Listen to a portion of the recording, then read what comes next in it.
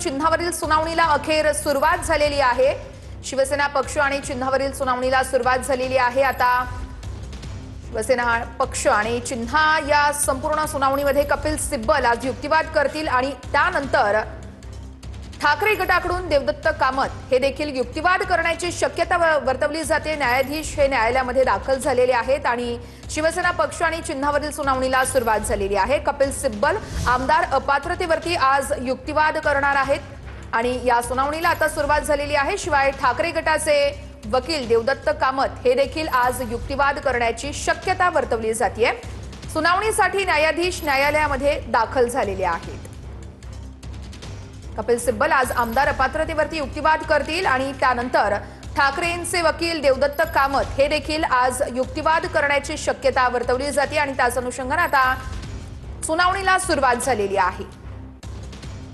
शिवसेना पक्ष आणि चिन्हा सुनावणी संदर्भातले सगळे अपडेट्स आपण पाहणार आहोत। सिब्बल आज अपात्रतेवरती युक्तिवाद करणार आहेत।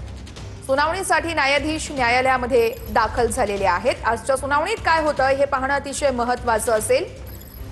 कपिल सिब्बल हे आमदार अपात्रतेवरती युक्तिवाद करतील। या आधी जर आपण बघितलं तर कपिल सिब्बल यांनी जोरदार असा युक्तिवाद केला होता। राजकीय पक्ष आणि विधिमंडळ पक्ष कशा पद्धतीने वेगळे आहेत, शिवाय शिवसेना पक्षाची घटना असेल, अशा विविध महत्त्वाच्या मुद्द्यांवरती कपिल सिब्बल यांनी युक्तिवाद केला होता। शिवसेना पक्ष आणि चिन्हावरील सुनावणीला आता सुरुवात झालेली आहे। कपिल सिब्बल आज आमदार अपात्रतेवर युक्तिवाद करणार आहेत। कपिल सिब्बल यांनी याआधी पक्षाची घटना आणि त्याचबरोबर विधिमंडळ पक्ष आणि राजकीय पक्ष वेगवेगळे आहेत या संदर्भातला युक्तिवाद केला होता। काही दाखले त्यांनी या ठिकाणी दिलेले होते आणि आता आज कपिल सिब्बल आमदार अपात्रतेवर युक्तिवाद करणार आहेत। कालच त्यांनी कोर्टाला विनंती केली होती, आमदार अपात्रतेवर आपण युक्तिवाद करू आणि त्यानंतर आपण आपला युक्तिवाद थांबवू, असं कपिल सिब्बल यांनी म्हटलेलं होतं आणि आता कपिल सिब्बल यांच्याकडनं युक्तिवादाला सुरुवात झालेली आहे। शिवसेना पक्ष चिन्ह सुनावणीचे अपडेट्स आपण TV9 मराठीवर पाहणार आहात। वकील कपिल सिब्बल यांच्याकडनं गेल्या 3 दिवसांपासून युक्तिवाद सुरू आहे। आजचा 4था दिवस आहे त्यांच्या युक्तिवादाचा। वेगवेगळे मुद्दे त्यांनी या ठिकाणी घेतलेले आहेत, त्यावर त्यांनी काही दाखले देखील दिले आहेत। तर आज आमदार अपात्रते संदर्भामध्ये कपिल सिब्बल हे युक्तिवाद करतील। एकनाथ शिंदे यांना केवळ आमदारांची संख्या हा निकष लावून मुख्यमंत्रीपद देण्यात आलं, त्यांचं मुख्यमंत्रीपद बेकायदेशीर होतं असा युक्तिवाद कपिल सिब्बल यांनी केलेला आहे।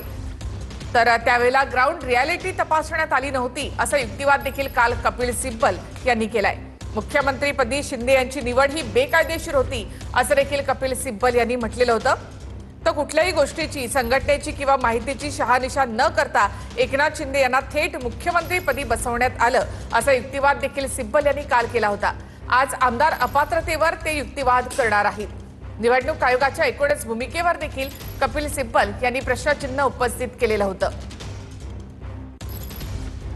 तर आता कपिल सिब्बल यांच्याकडून युक्तिवादाला सुरुवात झालेली आहे आणि त्यांच्या युक्तिवादाचा सलग 4था दिवस आहे। शिवसेना पक्ष आणि चिन्ह सुनावणी संदर्भातले प्रत्येक अपडेट्स आपण TV9 मराठीवर पाहू शकणार आहात। आज आमदार अपात्रते संदर्भात कपिल सिब्बल यांच्याकडून युक्तिवाद जो आहे तो केला जाईल आणि त्याच्यानंतर समारोप केला जाईल। यानंतर देवदत्त कामत ठाकरेंच्या सेनेचे वकील हे बोलण्याची शक्यता आहे, ते युक्तिवाद करू शकतात आणि शिंदेचे वकील केव्हा युक्तिवाद करणार हे देखील पाहणं तितकंच महत्त्वाचं असेल।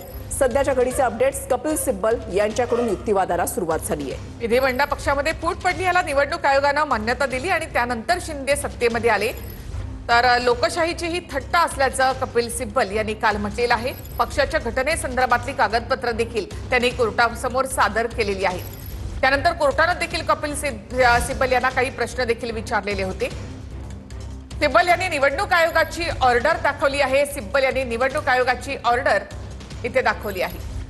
निवडणूक आयोगाने जे निर्णय घेतलेले होते त्याच्यावर कपिल सिब्बल यांच्याकडून प्रत्येक सुनावणीमध्ये या ठिकाणी बोट ठेवलं जात आहे। त्यांचे प्रत्येक मुद्दे जे आहेत ते खोडून काढले जात आहेत आणि आता निवडणूक आयोगाची ऑर्डर जी आहे ती सिब्बल यांच्याकडून कोर्टात दाखवण्यात आली आहे। आयोगाने चुकीच्या पद्धतीनं निर्णय घेतला असं सिब्बल यांनी म्हटलेलं आहे।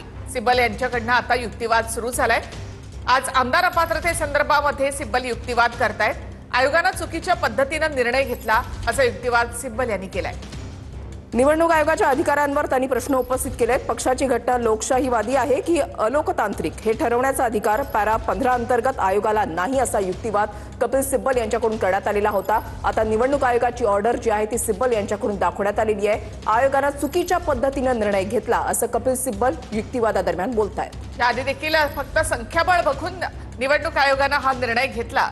प्रतिज्ञापत्र सादर करण्यात आली होती, त्याचा विचार करण्यात आला नाही, असं सिब्बल यांनी कोर्टासमोर सांगितलेलं आहे.